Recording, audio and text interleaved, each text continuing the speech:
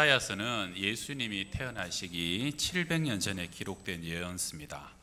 이사야에는 4개의 종의 노래가 있는데요, 그 종의 노래 중에 마지막 4번째는 우리가 흔히 잘 아는 이사야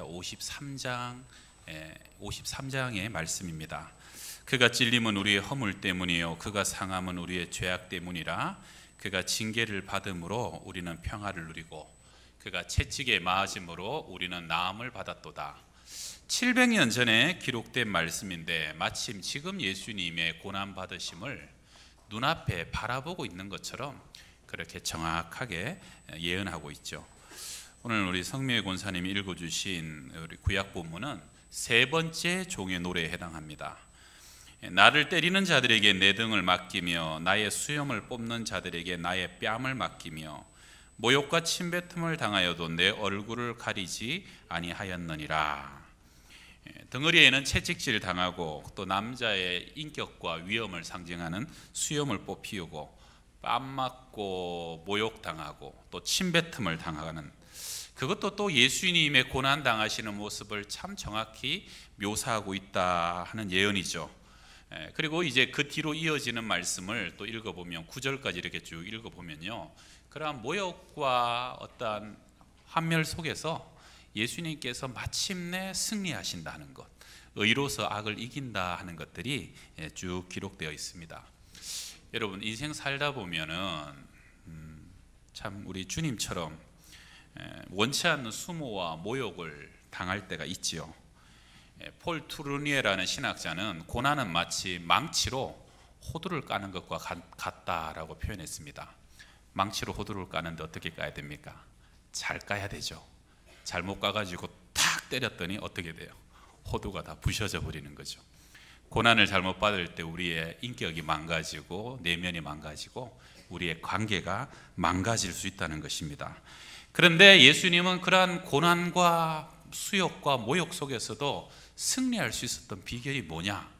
오늘 본문에 나오는 구약 본문의 학자의 혀와 학자의 귀, 이게 핵심적인 단어입니다. 오늘 본문은요, 여러분에게 어떻게 보면 좀 익숙하지 않은 본문이지만 저는 개인적으로 이 이사야 50장 4절 중심한 말씀을 옛날부터 좀 참 좋아했던 말씀입니다. 학자의 혀, 학자의 귀라는 제목으로 말씀을 상고합니다. 첫 번째는 학자의 혀입니다. 우리 이사야 50장 4절 말씀을 같이 한번 읽어보겠습니다. 시작. 주 여호와께서 학자들의 혀를 내게 주사 나로 곤고한 자를 말로 어떻게 도와줄 줄을 알게 하시고 아침마다 깨우치시되 나의 귀를 깨우치사 학자들 같이 알아듣게 하시도다. 아멘. 시 하나 읽어드리겠습니다. 나태주 시인의 풀꽃이라는 시입니다. 짧아요. 자세히 보아야 이쁘다. 오래 보아야 사랑스럽다.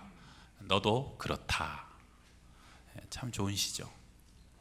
자세히 보아야 이쁘다.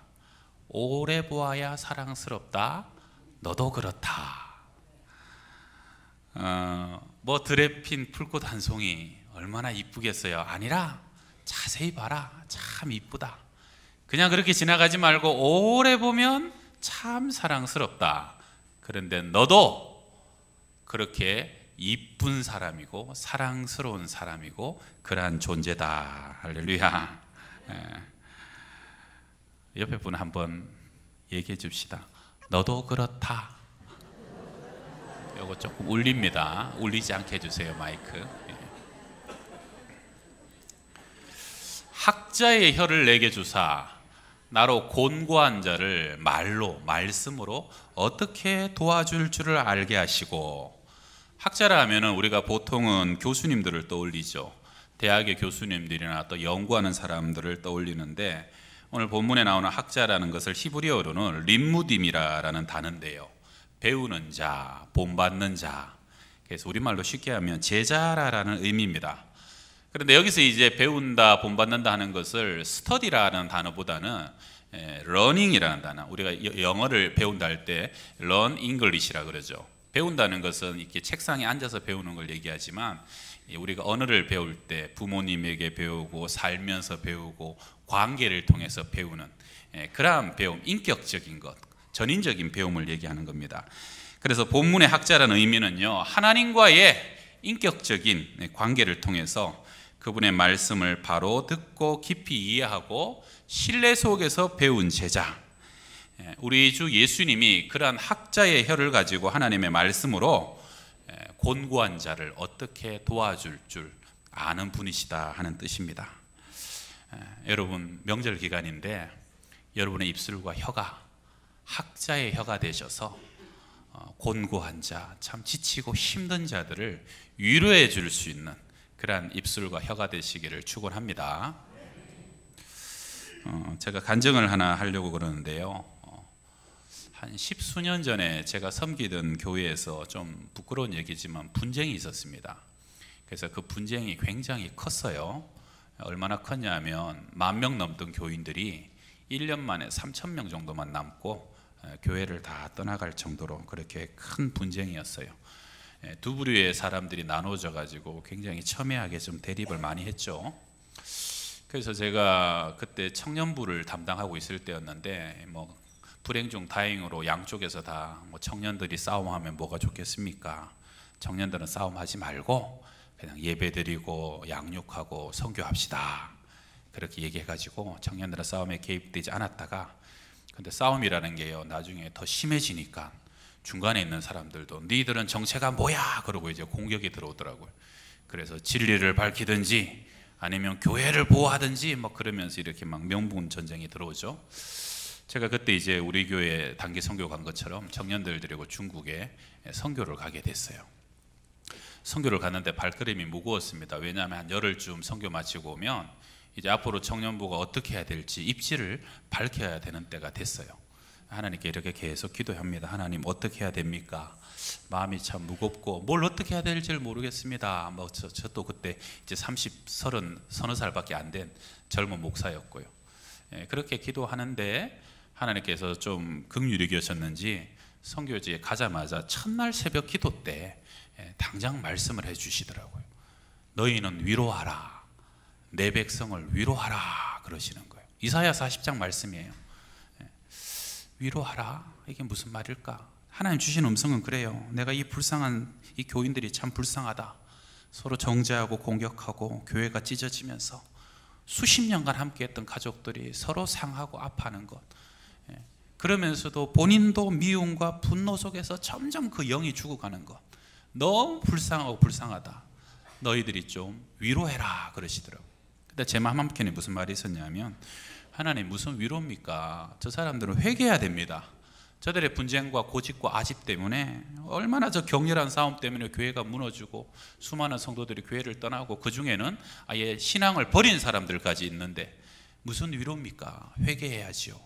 그런데 이 이사야 40장, 이사야가요 여러분 꼭 성경의 축소판이에요. 39장까지는 심판과 우상 숭배를 향한 저주가 선포되고, 그 다음 뒤에 27장 40장부터는 하나님의 회복과 소망이 선포되는데, 이스라엘 백성들이 잘못했어요. 그들이 우상 숭배했어요. 그래서 하나님의 심판과 저주를 받았어요. 그런데 때가 되니까 하나님이 그들을 회복시키실 때 40장에 제일 먼저 나오는 말이 뭡니까? 너희 하나님이 이르시되 너희는 위로하라, 내 백성을 위로하라. 너희는 예루살렘의 마음에 닿도록 말하며 그것에게 외치라. 노역의 때가 끝났고 그 죄악이 사함을 받았느니라. 그 모든 죄로 말미암아 여호와의 손에서 벌을 배나 받았느니라 할지니라. 위로하라는 것이에요. 그들의 아픔과 상함들, 그들의 지난날의 죄책감과 저주의 세월들 속에서 이제 모든 것이 흘러간다, 너희들의 잘못이 지나갔다라고 위로하라는 것이에요. 여러분, 왜입니까? 위로받은 자가 회개할 수 있다는 것이에요. 3절의 말씀이 이렇게 이어집니다. 외치는 자의 소리여 이르되, 마이크를 좀 가만히 두시면 좋겠어요. 죄송해요. 마이크를 가만히 두세요. 움직이지 말고. 외치는 자의 소리에 이르되 너희는 광야에서 여호와의 길을 예비하라. 사막에서 우리 하나님의 대로를 평탄하게 하라. 골짜기마다 도두어지며 산마다 언덕마다 낮아지며 고르지 아니한 곳이 평탄하게 되며 험한 곳이 평지가 될 것이요. 여러분, 이 말씀은요, 신약 시대에 세례 요한이 했던 사역의 말씀이에요. 주의 길을 오시길 예비하면서 회개의 선포를 전파하고요, 회개하라 천국이 가까웠다 외칠 때 그 말씀입니다. 무슨 말씀입니까? 위로받은 심령은요, 위로받은 심령은 그 다음에 푹 패어진 골짜기처럼 패어져 버린 심령이 도두어지게 된다는 것이에요. 위로받은 심령은 산처럼 언덕처럼 높아지고 교만과 아집으로 높아진 심령들이 낮아지고 겸손해진다는 것이, 죄 때문에 휘어지고 뒤틀려버린 심령들이 위로받을 때요, 곧아지고 평지가 되고, 그럴 때 우리 주님께서 왕으로 예비된 그 가운데 임하신다는 것, 그게 이 이사야의 말씀이라는 겁니다. 성도 여러분, 위로받은 자가 회개할 수 있고요, 위로받은 자가 하나님께 돌아갈 수 있습니다. 여러분 곁에 사람 중에, 야, 저 인간은 정말로 회개해야 돼, 저 인간은 회개하지 않으면 반드시 천벌을 받을 거야, 그런 분을 혹시 보시걸랑 그 사람을 한번 위로해 보시기 바랍니다. 내 마음에 진심을 담아서 그의 마음을 한번 위로해 보시기 바라요. 어쩌면 그런 사람은요, 평생 한 번도 위로받지 못한 인생을 살아왔을 수도 있다는 것입니다. 지난날의 삶의 아픔과 상처 때문에, 지난날의 삶의 상함 때문에 그 심령도 원치 않지만 끝없이 다른 사람을 또 찌르고 공격할 수밖에 없는 사람. 그런데 그 심령에요, 진정한 하나님의 위로가 부어지면 그 마음이 녹아집니다.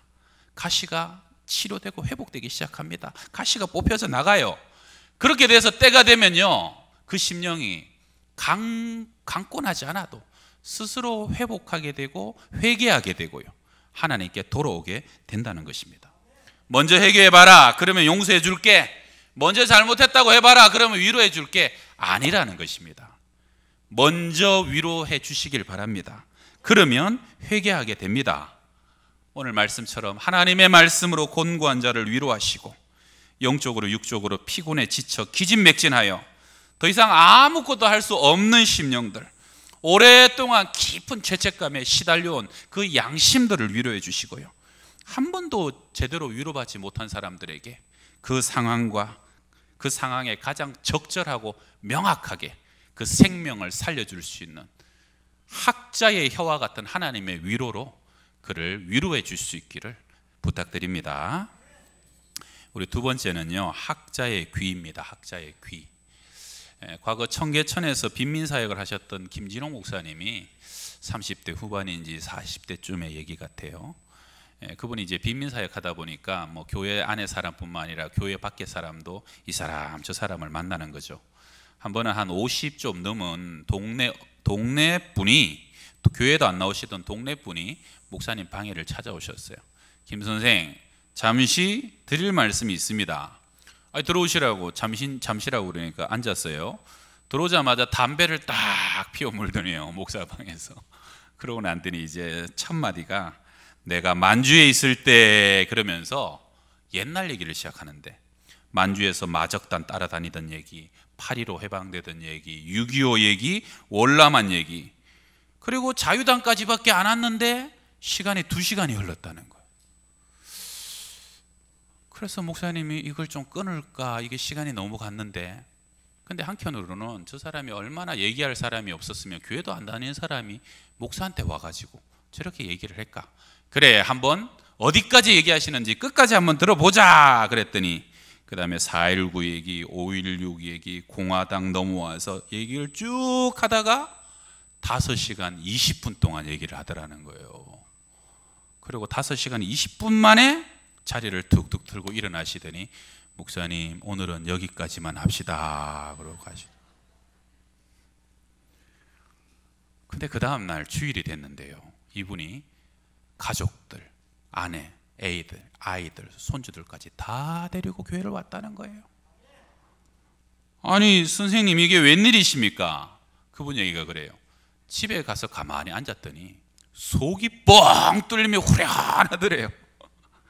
그러면서 시간이 가만히 지나니까 너무 고맙더라는 거예요.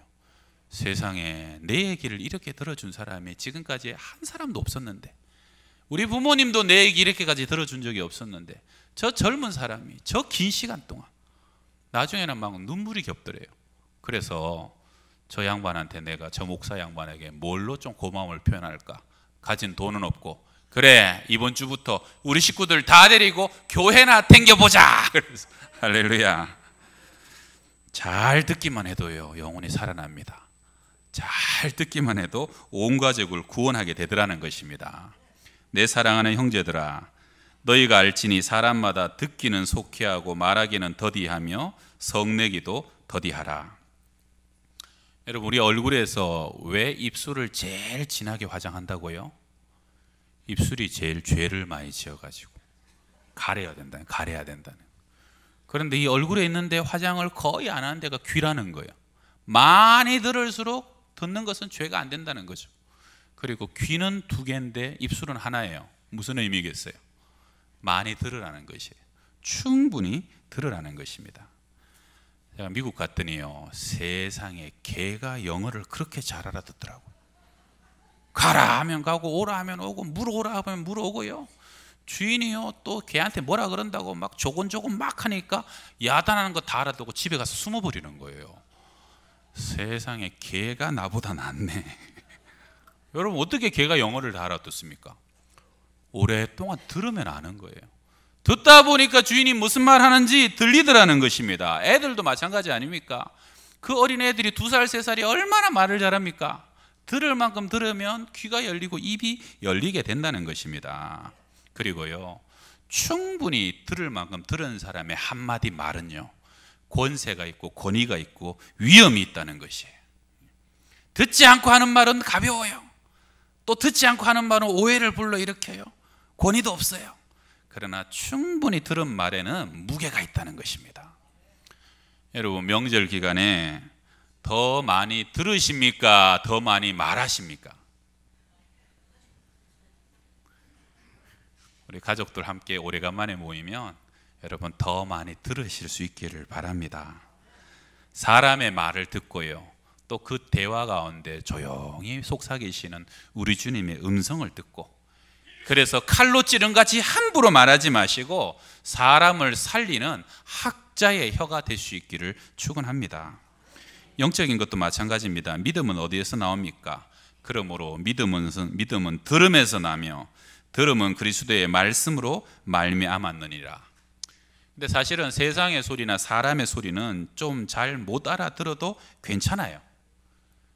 그런데 심지어 어떤 사람은요, 밤에 밤기가 어찌나 밝은지 옆에서 누가 사부작해도 벌떡 일어나는 사람이 있는데, 그렇게 밤기도 밝은데 문제는 하나님이 그렇게 말씀하시고 소리치셔도 도무지 못 알아듣고 깨닫지 못하는 사람도 있더라는 것입니다.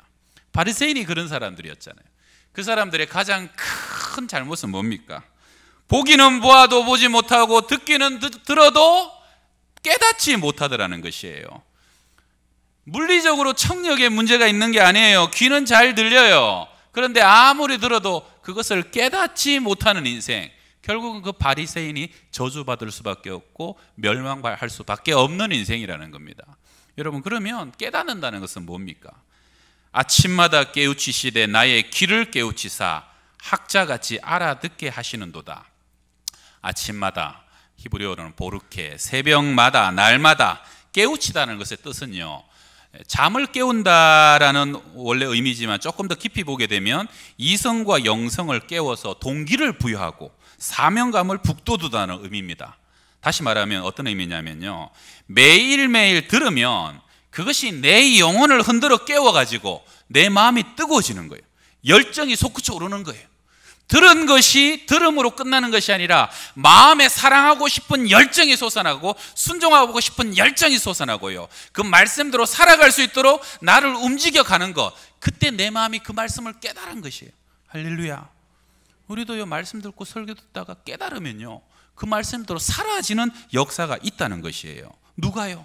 학자의 귀를 가지고 하나님의 말씀을 듣고 깨우치는 사람에게 주시는 은혜라는 것입니다.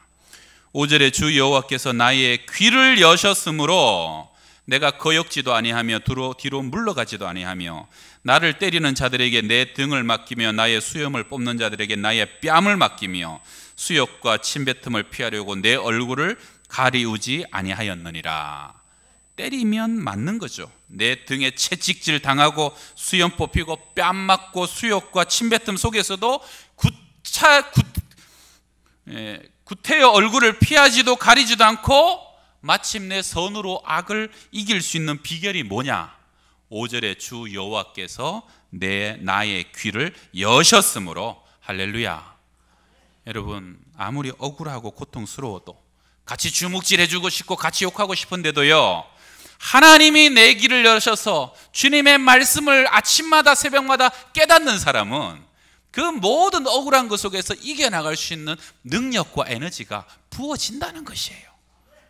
그래서 승리할 수 있다는 것이에요. 마침내 선으로 악을 갚고도 남을 수 있는 하나님의 영광 가운데 거하게 된다는 것입니다. 여러분, 사도 바울처럼 고난과 핍박, 돌멩이질 당하고 죽었다가 살아나고 가는 곳마다 유대인들이 핍박했던 사람이 없잖아요. 그런데 사도 바울이 어떻게 유라시아 전체의 교회를 세우고 하나님의 복음의 빛을 확장하고 마지막까지 멈추지 않는 선교의 열정으로 살았을까? 사도 바울이요, 사도행전 전체를 제가 한번 봤더니 사도 바울이 하나님의 음성을 딱 3번 듣습니다.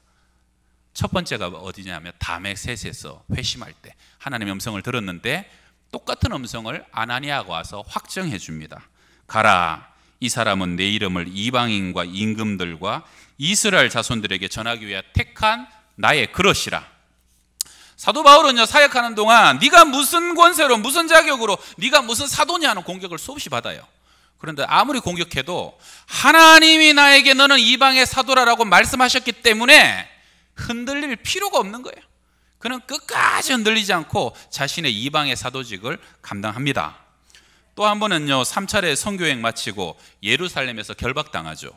그리고 성전을 해방했다라는 누명을 쓰고 유대인들에게 거의 반죽도록 두들겨 맞습니다. 그날 천부장이 겨우 바울을 구해주고요, 바울이 높이 끌려갔고 안토니오 요새에 들어가 있는데 소문이 나요. 40명의 암살단이 조직돼 가지고 우리가 바울을 죽이기 전에는 먹지도 않고 마시지도 않겠습니다. 몸은 만시창이가 되었고 내일 한 발짝 잘못 나가면 죽임 당할 수 있는 상황이에요. 그때 주님께서 다시 한 번 더 말씀하십니다. 그날 밤에 주께서 바울 곁에 서서 이르시되 담대하라, 네가 예루살렘에서 나의 일을 증언한 것 같이 로마에서도 증언하여야 하리라. 바울아, 이 예루살렘에서 잘 증언했다, 잘 마쳤다, 두려워하지 마라. 40명이 너를 죽이려고 하더라도 네가 반드시 로마에 가서도 복음을 전파하게 될 것이다. 내가 너를 보호해 주겠다는 것이. 그리고 마지막은요, 바울이 2차 전도 여행 중에 고린도입니다. 고린도는 아가의 수도고 당시 인구 75만 명의 어마어마한 도시였어요. 아프로디테 신전이 있었고요, 상주하는 창녀만 1000명이 넘었던 가장 음란하고 타락했던 도시였습니다. 그런 거대 도시에 빛의 사람이 들어간 것이에요. 얼마나 어둠이 강력하게 바울을 공격하고 영적 전쟁이 일어납니까? 그러니까 바울이요, 그 고린도에 있을 때 고린도전서 2장에 보게 되면 내가 너희 가운데 거할 때에 약하고 두려워하고 심히 떨어노라. 내가 사실은 고린도에 있을 때 굉장히 위축됐고 두려웠다라고 기록하고 있어요. 그런데 사도행전 18장에 주님께서 다시 한번 말씀하십니다. 환상 가운데 바울에게 말씀하시되 두려워하지 말며 침묵하지 말고 말하라.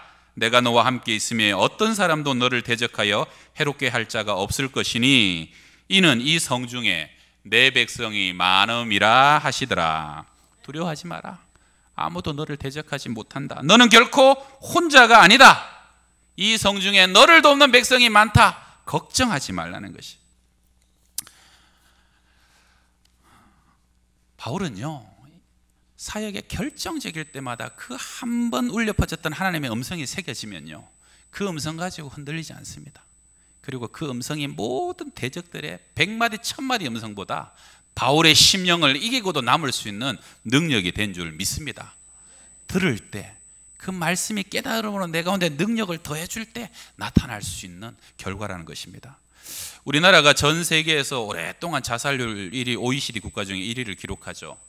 여러 가지 대책을 강구했는데 이것이 참 줄어들지 않습니다.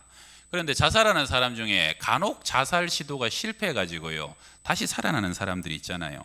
그런 사람들은 전문 상담가가 꼭 상담을 하게 되는데요, 이 상담가들이 그런 사람들과 상담을 하다 보면 10명이면 그 중에 10명 대부분 사람들이 내뱉는 말이 있다는 거예요.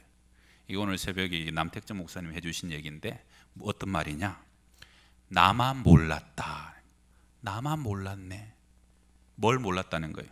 그전에는요, 내 인생 아무도 알아주지 않고 누구도 관심 가져주지 않고 아무도 슬퍼하지 않는 줄 알았는데 죽음 뒤에 다시 살아나 보니까요, 상담받다 보니까 그렇지 않더라는 거예요. 나 때문에 아파하는 사람이 있고 슬퍼하는 사람이 있고 눈물 흘리는 사람이 있고, 그리고 알고 보니 내 인생이 얼마나 존귀한 존재인 걸 나만 몰랐다는 것이에요. 깨달음이 없는 것이에요. 깨달음이 없다 보니까 나도 모르게 내 생명을 포기하고 절망과 사망으로 떨어지고 있다는 것이. 마지막 얘기 하나 하고 마칩니다. 더 미제라블이라는 소설을 여러분 아십니까? 이게 불쌍한 사람들이라는 뜻인데요, 우리말로는 장발장이라는 소설로 유명한 소설이죠.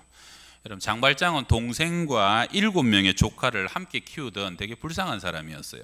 먹고 살기가 너무 힘들어가지고 그래서 어느 날 빵을 훔치다가 걸리게 되죠. 그래서 감옥에 갑니다. 냉정한 법정은 장발장에게 3년형을 선고하지만 그는 조카들 때문에 여러 번 탈옥을 시도하다가 결국은 19년형을 받고요, 그 중에 13년을 채우고 그리고 추록하게 됩니다. 10여 년 만에 다시 세상에 나온 장발장, 죄수의 신분이었던 그 사람을 누가 환영합니까? 아무도 친절과 자비를 베풀지 않고 갈 데도 없고 먹을 데도 없습니다. 그런데 누군가가 밀리에르 신부를 찾아가 보라라고 권하고 그는 밀리에르 신부의 사제관을 찾아가게 되죠. 밀리에르 신부는 장발장에게 따뜻한 음식을 제공하고 그에게 잠자리를 제공합니다. 그리고 그를 환대합니다. 그런데 장발장은 그날 밤 잠을 자다가 아까 환대받을 때 했던 그 은접시가 탐이 나서 그것을 훔쳐가지고 밤에 도망가죠. 그러다가 다시 경관에게 붙잡히지 않습니까? 경관이 그를 포박해가지고 밀리에르 신부 사제관으로 찾아갑니다. 그러고 난 뒤에 이것을 잊어버렸습니까? 하고 은접시를 내놓죠. 그때 이 밀리에르 신부가 뭐라고 그럽니까? 그것은 내가 이 사람에게 준 것입니다.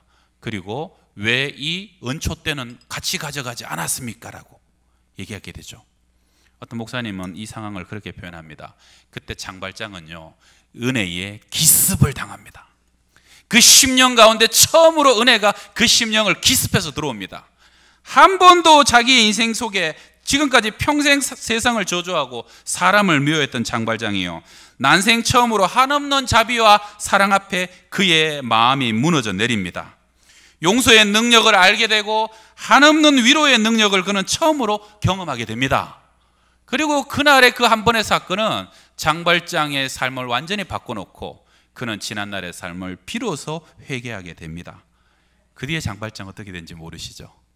그 뒤에 이 더 미제라블이라는 소설을 보게 되면요, 장발장은 아주 큰 사업가가 되고요, 자기처럼 어렵고 배고픈 사람들을 힘있게 도와주는 그러한 사회 구제하는 인생으로 변화되게 됩니다. 언제부터요? 한마디의 말의 능력이, 한마디의 위로하는 말의 능력이 그의 심령을 기습해서 들어간 바로 그날부터. 오늘 말씀 한 번 더 읽고 마칩니다. 주 여호와께서 학자들의 혀를 내게 주사 나로 공고한 자를 말로 어떻게 도와줄 줄을 알게 하시고 아침마다 깨우치시되 나의 귀를 깨우치사 학자들같이 알아듣게 하시도다. 아멘.